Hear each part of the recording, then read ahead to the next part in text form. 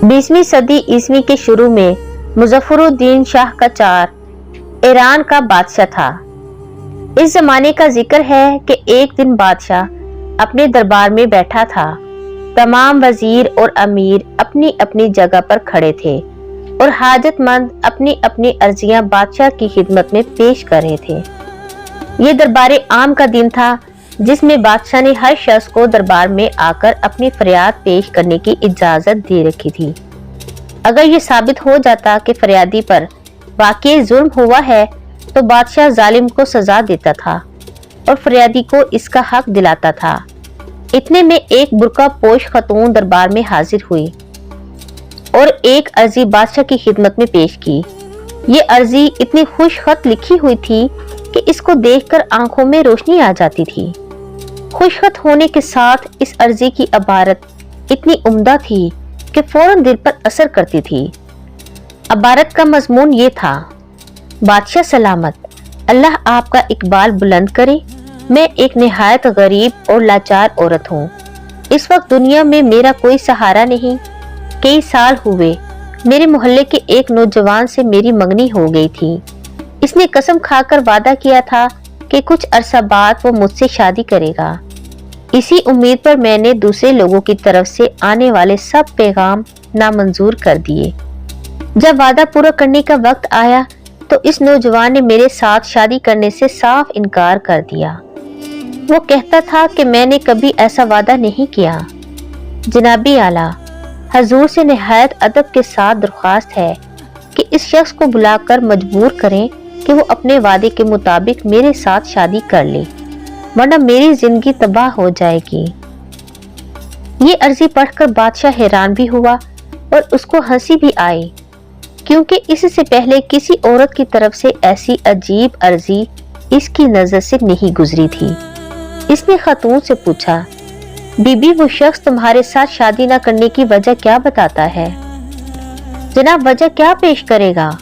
वो तो ये मानता ही नहीं कि इसने मुझसे शादी का वादा किया था।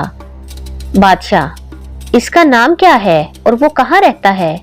खातून ने कहा, उसका नाम नसीरुद्दीन है और वो दस्तकारों के मोहल्ले में रहता है। बादशाह ने ख्याल किया कि शायद ये खातून बदसूरत होगी, इसीलिए नसीरुद्दीन ने इसके साथ शादी करने से इनकार किया है। इसने औरत से कहा, बीबी तुम्हारे साथ पूरा पूरा इंसाफ होगा, लेकिन कोई भी फैसला करने से पहले मैं जरूरी समझता हूँ कि एक बार तुम्हारा चेहरा देख लूं। साथ ही इसने अपने वजीरों और दूसरे दरबारियों से कहा कि वो जरा एक तरफ हो जाएं, ताकि किसी और की नजर औरत के चेहरे पर ना पड़े। वो एक तरफ हो गए तो खतून ने अपने चेहरे से नकाब उठा दिया। इसको देखकर बादशाह हक्का बक्का रह गया। वो खतून बेहद खूबसूरत थी और उसकी भोली भाली सूरत से जाहिर हो रहा था कि वो बहुत दुखी है। अब बादशाह ने खतून से कहा कि बस अब अपना नकाब चेहरे पर डालो। मैं नसीरुद्दीन को अभी बुलाता हूँ और इस मामले की तहकीक करता हूँ। अगर ये साबित हो गया कि वो वाकई अपने वादे से फिर गया है तो इसे अपना वादा पूरा करने पर मजबूर किया जाएगा। खतून ने अर्ज किया, हजूर वो बहुत चालाक आदमी है, अपने आप को सच्चा साबित करने के लिए तरह तरह की बातें बताएगा। मुझे उम्मीद है कि हजूर मेरी तहकीक किए बगैर इसकी बातों पर यकीन नहीं करेंगे। बादशाह ने खतून को ये कहकर तसल्ली दी कि तुम्हारे साथ पूरा इंसाफ होगा। फिर बादशाह ने 4 सिपाहियों को हुक्म दिया कि फौरन जाओ और फलां मोहल्ले से नसीरुद्दीन को अपने साथ लाकर मेरे सामने पेश करो। सिपाही थोड़ी देर के बाद नसीरुद्दीन को अपने साथ ले आए और इसे बादशाह के सामने पेश कर दिया। बादशाह ने नसीरुद्दीन से मुखातिब होकर कहा, हमने सुना है कि तुमने इस खातून से निकाह का वादा किया था, लेकिन अब तुम अपने वादे से फिर गई हो। अगर ये सच है तो तुम्हें इसी वक्त हमारे सामने इस खातून से निकाह करना होगा। उस वक्त खातून ने फिर अपने चेहरे से नकाब उठा दिया और नसीरुद्दीन की तरफ देखने लगी। जब नसीरुद्दीन ने इसके चेहरे पर नजर डाली तो फौरन बोला, हजूर कैसा वादा और कैसा निकाह? इस खातून से मेरा निकाह नहीं हो सकता। बादशाह ने कड़क कर पूछा, क्यों? नसीरुद्दीन ने कहा, हजूर ये खतून तो मेरी सगी बहन है, इससे मेरा निकाह कैसे हो सकता है? बादशाह ने कहा, तुम निहायत मक्कार आदमी हो, तुम्हें मेरे सामने भी झूठ बोलते हुए शर्म नहीं आती। नसीरुद्दीन ने कहा, हजूर मैं कसम खाकर कहता हूँ कि ये मेरी माँ बाप जाई बहन है। जिस मोहल्ले में हम दोनों एक ही घर में पले बढ़े, वहाँ के लोग भी इस बात को जानते हैं। आप हुक्म दें तो मैं अभी अपने बुजुर्ग रिश्तेदारों को बुलाता हूँ। अगर वो ये गवाही दें कि मैं झूठ बोल रहा हूँ तो हजूर जो सख्त से सख्त सजा चाहे मुझे दें। बादशाह ने कहा, ठीक है, तुम अभी जाकर गवाहों को अपने साथ लाओ और मेरे सामने पेश करो। कुछ देर के बाद नसीरुद्दीन लंबी सफेद दाढ़ियों वाले दो बूढ़ों को अपने साथ ले आया और बादशाह की खिदमत में अर्ज किया, हजूर ये दोनों बुजुर्ग हमारे बहुत ही करीबी रिश्तेदार हैं और इन दोनों से आप कसम देकर पूछ लें कि ये खतून मेरी सगी बहन है या नहीं। बादशाह ने दोनों बूढ़ों से कहा, बड़े मियाँ तुम कसम खाकर बयान करो कि ये खतून नसीरुद्दीन की सगी बहन है या नसीरुद्दीन झूठ बोल रहा है। दोनों बूढ़ों ने बारी बारी कसम खाकर बयान किया कि ये खतून वाकई नसीरुद्दीन की सगी बहन है और हमारी करीबी रिश्तेदार है। खतून जो अब तक खामोश खड़ी थी, बूढ़ों का बयान खत्म होते ही आगे बढ़ी और बड़े जोश के साथ कहने लगी, बादशाह सलामत, नसीरुद्दीन और ये दोनों बूढ़े सच्चे हैं। मैं वाकई ही नसीरुद्दीन की सगी बहन हूँ, लेकिन पिछले 2 सालों में मुझ पर जो कुछ बीती हजूर वो भी सुन ले। कोई 2 साल पहले हमारे माँ बाप फोत हो गए। इनके मरने के बाद मेरे भाई नसीरुद्दीन ने अपने माँ बाप की छोड़ी हुई तमाम दौलत और जायदाद और मकान पर कब्जा कर लिया। जब मैंने इससे अपना हक मांगा तो बेरहम भाई ने मुझे माँ बाप के घर से निकाल दिया। इसके बाद आज के दिन तक मैं किराए के मामूली मकान में रह रही हूँ। ये मकान क्या है, एक छोटी सी झोपड़ी है जिसमें लोगों के कपड़े सीकर और चक्की पीसकर मैं बड़ी मुश्किल से गुजारा कर रही हूँ। जब काम न आए तो मुझ पर फाके भी आ जाते हैं। मेरे माँ बाप अमीर लोग थे और उन्हें मेरे साथ बड़ी मोहब्बत थी।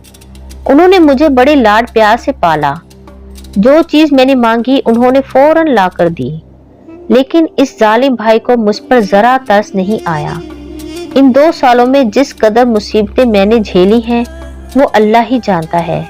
कुछ अरसा हुआ मैंने काजी की अदालत में अपने हक का दावा किया तो इसी नसीरुद्दीन ने, जो हजूर के सामने मुझे अपनी सगी बहन मान रहा है, काजी की अदालत में कसम खाकर बयान किया कि मैं हरगिज इसकी बहन नहीं हूँ और वो मुझे जानता तक नहीं।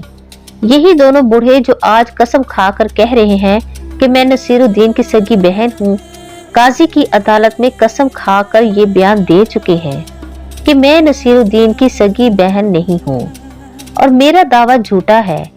इन तीनों के बयानात और दस्तखत काजी के रजिस्टर में मौजूद हैं। हजूर मंगवा कर देख लें।